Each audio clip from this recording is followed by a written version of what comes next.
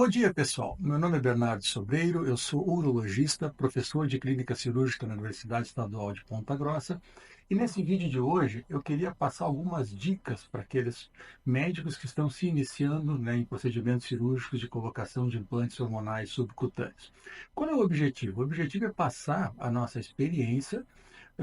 Nós na urologia fazemos procedimentos de grande porte, então são procedimentos complexos que envolvem muito equipamento, muito material. Mas deixa eu passar uma coisa para vocês assim.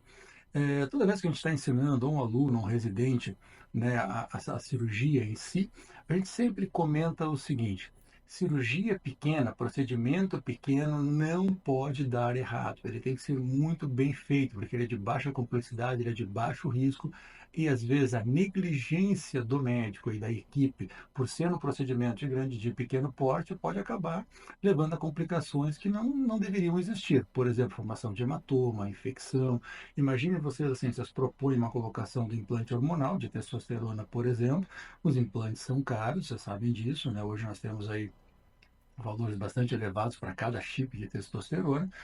O paciente tem toda uma expectativa em relação a esse implante e no pós-operatório, por falha técnica, infecção, começa a drenar pus pela incisão cirúrgica, começa a haver extrusão de implante e aí o procedimento que era para ser uma coisa tranquila acaba sendo um pesadelo, né? Então, assim, primeira dica, organização.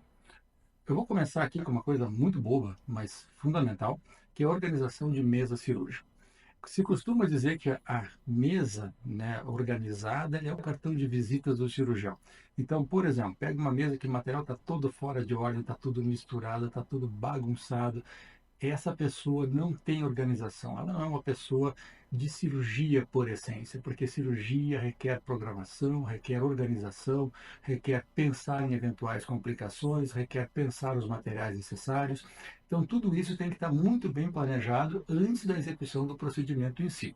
Então, assim, primeira dica: mantenha uma mesa organizada, uma mesa que obedeça a organização dos materiais, obedeça os tempos do procedimento. Então, vamos fazer o que primeiro? Uma disepsia, o preparo da pele. Então, pinça adequada para isso.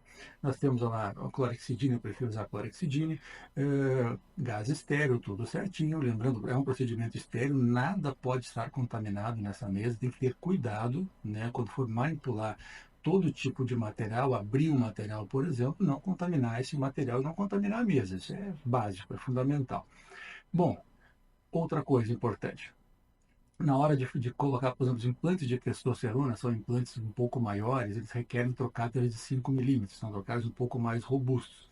Eu dou preferência à lâmina para usar, para fazer a incisão, para colocação do implante, uma lâmina número 11, que é aquela lâmina triangular, que ela é extremamente pontiaguda. Por quê? Porque ela permite fazer uma pequena incisão de modo mais pontiforme. Não usem aquelas lâminas que são mais redondas na ponta, porque ela acaba fazendo uma incisão maior. Ela não tem assim a capacidade de penetração pontiforme como a lâmina 11, por exemplo. Outra coisa importante, a questão de ter material de reserva. Então, tem que ter pinça anatômica de reserva, tem que ter porta-agulha de reserva. Se vocês forem eventualmente fechar essa abertura do implante com fio, já digo de cara, fio bem fininho, mononylon 5 zeros preferencialmente. Tenham mais de um fio à mão, porque sempre pode acontecer de contaminar, de cair, alguma coisa pode, acontecer e a gente tem que ter material sobressalente. Em relação ao trocáter em si, tem que usar um trocáter de 5 milímetros, um trocáter mais largo. Dou preferência ao trocáter descartável sempre, muito mais tranquilo, mais fácil de usar. O trocáter não descartável, aquele metálico que se vendia mais antigamente, ele até pode ser usado se tiver em teu consultório uma rotina de esterilização de materiais extremamente boa. Caso contrário, não use, jogue fora isso. O custo do trocáter descartável não é alto, então melhor usar esse. E tenha mais de um. Pode acontecer durante o procedimento, eventualmente, contaminar um trocáter, deixar cair, alguma coisa assim. Então, tenha, um trocáter ou dois de reserva. Imagina a situação, assim, está lá uma preparação, para colocar 4, 5 implantes. No segundo implante que foi colocado, contaminou, deixou cair por algum motivo, estava nervoso, primeiro procedimento que está fazendo, e aí perdeu tudo, né? Toda a cirurgia vai por água abaixo, porque não tem o material para substituir naquele momento. Então, assim, a gente que faz cirurgias grandes, tem sempre material de backup, fio guia, cesta de dobra para retirar pedra, fibra de laser, tudo isso que a gente usa tem que ter sempre em duplicata, né? Não tem como não ter. Bom, em relação ao preparo da pele em si, né, vocês vão, obviamente, tudo na questão do implante requer um planejamento prévio, então a dose, o número de implantes, aonde vocês vão colocar esse implante, de que maneira, já digo, vou falar mais de implante de testosterona aqui, né? Não é uma boa ideia colocar os implantes muito próximos uns dos outros, então, assim, não, evitem fazer aquela fileira de implantes de testosterona, que eles tendem, é o implante que mais tem risco de extrusão. Então, quanto mais próximo eles ficarem, maior o processo inflamatório, maior o risco de extrusão. Então, aquela colocação em estrela, como se fala, né? O que é uma estrela? Colocar o implante em direções diferentes para que se fiquem mais afastados uns dos outros, né? Que seja possível fazer assim. O implante tem que ser colocado no subcutâneo profundo, então vai lá embaixo, não tenha medo, pode pegar a pele entre os dedos, né, e a gordura subcutânea para fazer a colocação do implante o mais próximo da camada muscular possível. Os implantes têm que ser colocados de forma profunda. Lembrando, não vai precisar tirar esse implante, ele é absorvível, né? Então não há nenhuma preocupação em localizar posteriormente esse implante, então ele pode ser colocado na profundidade mesmo. Bom, uma vez colocados esses implantes, aí, conforme eu comentei com vocês, né, a questão do fechamento da pele, se vocês tiverem, dá para fazer um curativo oclusivo ali e deixar os bordos coaptados para que seja feito sem necessidade de dar um ponto. E, eventualmente, tem um sangramento a mais, pode acontecer de pegar um vasinho na pele, não dá para aplicar eletro-cautério nessa região, porque vai queimar a pele, a abertura é muito pequena, então às vezes é preferível dar um ponto. Então tenham à mão, mesmo assim, não, mas eu já tenho experiência, fiz já 10, 15, 20, 30 casos e nunca precisei, sempre colei um adesivo ali na abertura, deu tudo certo. Pode ser, e praticamente quase sempre é assim, mas macaco velho já vai dar a dica. Pode acontecer em algum momento de ter um sangramento maior, coloca o curativo, fica molhando aquele curativo, o paciente fica, né, desconfortável, coloca, troca e não para de sangrar às vezes. Não vai haver nenhum sangramento de grande porte, obviamente, mas é só do ponto de vista prático. Aí pode ser necessário eventualmente dar um pontinho para fechar melhor esses bordos, né, fazer uma hemostasia melhor ali da ferida operatória e ter né, uma evolução mais tranquila.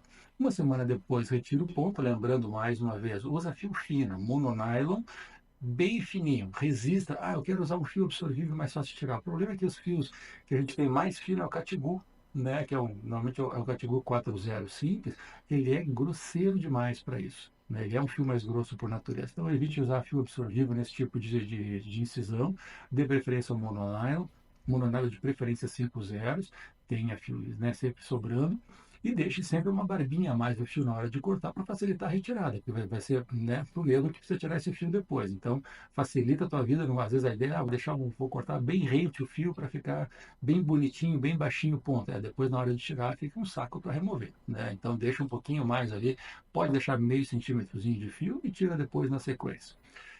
Não devem haver grandes complicações, mas é importante, né, vai ter essa revisão já inicial para ver a retirada do ponto eventualmente. Caso não tenha sido do ponto, revise sempre uma semana, porque esse é o prazo que as coisas acontecem. Se houver qualquer assim, sempre me preocupa mais o aspecto infeccioso, né?